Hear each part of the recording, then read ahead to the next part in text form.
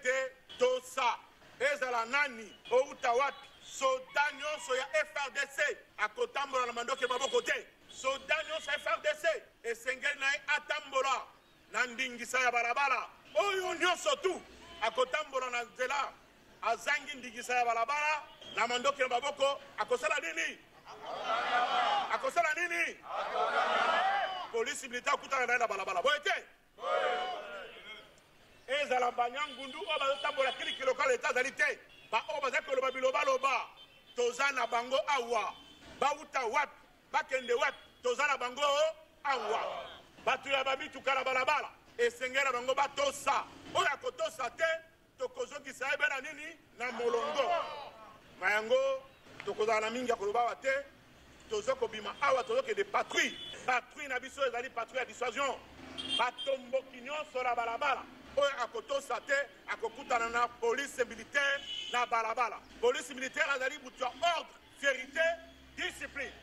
Yango avant que yo mutu atosa yo moko sengelo bisala nini? Pema kiba kambangu te. Pema zala kamutalo boko bulai te. Pema zala kamutasalité te. Okobima na bopeto ndengo tozali wana tokotambola malembe Kinshasa mobimba pour imposer discipline da kata mapinga ya Congo. Boyete. Le colonel Désiré Moumessa met en garde le militaire en vagabondage et sans autorisation de sortie pendant les heures de service. Selon lui, cette opération va s'employer à dégager les bouchons et les embouteillages à travers la ville. Déjà, 3 conducteurs de camions remorques ayant abandonné leur véhicule sur la chaussée, entraînant près de 2 heures d'embouteillage, ont été interpellés et mis à la disposition du commandant du premier détachement de la police de circulation routière, Kinest. Ce dernier a félicité les commandants du bataillon prévôté militaire pour son soutien et son sens de collaboration. À partir du rond-point Pongabi, les commandants du bataillon PEM a ouvert la voie à la circulation des véhicules après avoir dégagé les bouchons qui a paralysé la circulation au niveau du palais du peuple. Quelques usagers se sont réjouis du travail abattu par les prévôtés militaires.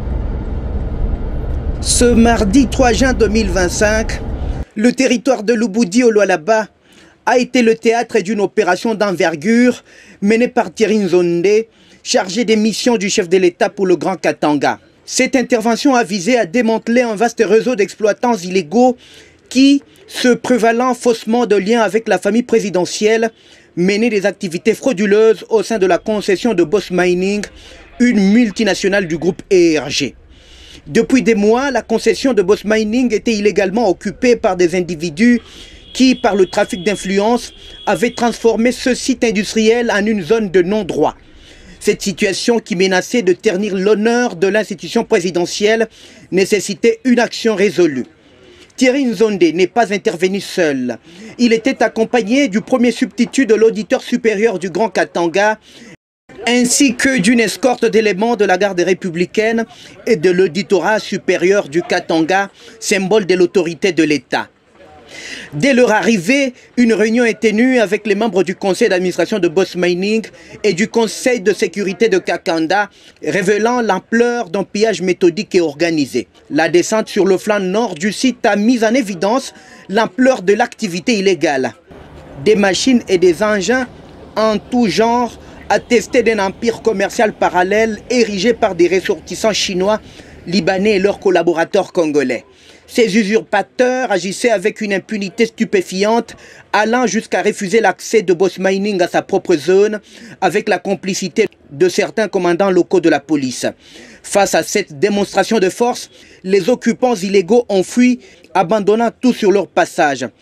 Quelques-uns sont appréhendés. Constatant l'ampleur de la criminalité organisée, Thierry Nzonde a ordonné le scellement de toutes les activités illégales et l'arrestation des cerveaux de cette machination. En fin de soirée, il a regagné Lubumbashi, laissant derrière lui une concession libérée, le soulagement et la gratitude de Boss Mining étant palpables. Il vient de constater que sur place, il n'y a aucun membre du famille de chef de l'État.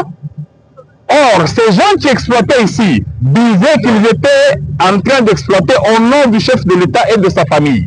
Thierry Nzonde, l'excellence Thierry Nzonde, qui est le chargé de mission de chef de l'État, quand il arrive, ceux-là que nous on croyait exploiter légalement, tous ont pris fuite. Alors nous comprenons que nous, population de Kakanda, et nous, Boss Mining, nous comprenons que ces gens-là étaient en train d'utiliser abusivement le nom du chef de l'État. Cette opération, au-delà de la simple récupération d'un site minier, envoie un message fort. L'état de droit prévaudra et nul ne pourra impunément porter atteinte à l'image de la République.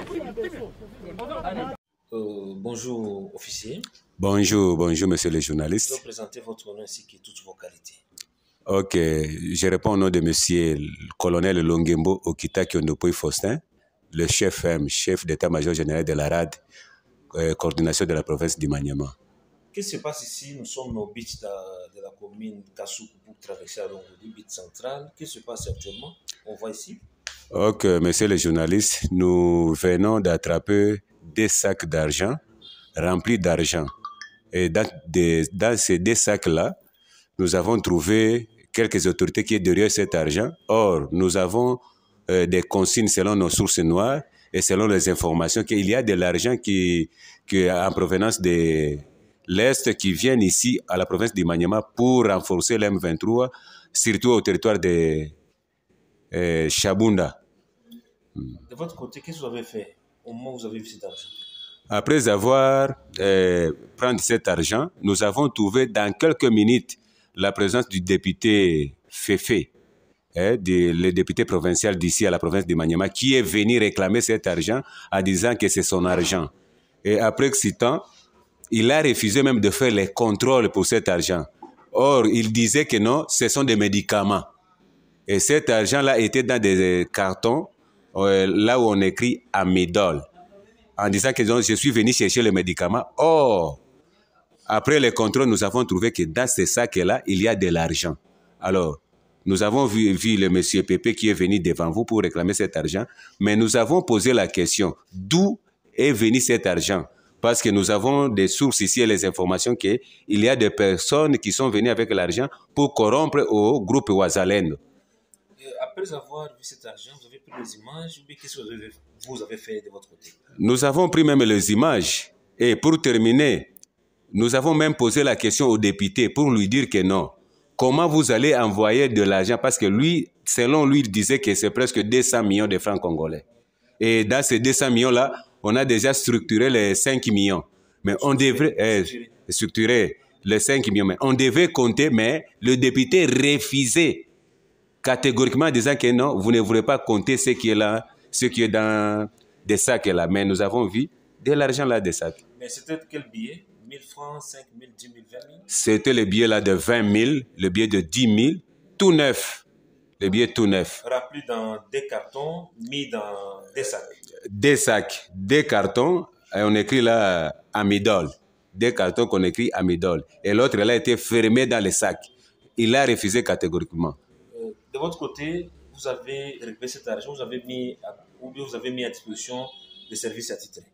Ok, parce que nous étions en présence du service de MIAP et lorsque le général, notre responsable, notre coordonnateur provincial était venu, on avait dit et jugé que cet argent soit présenté au niveau de l'FRDC, de la RAD. Qui? Le général-major Amani Ouseni Josué, dit Saddam.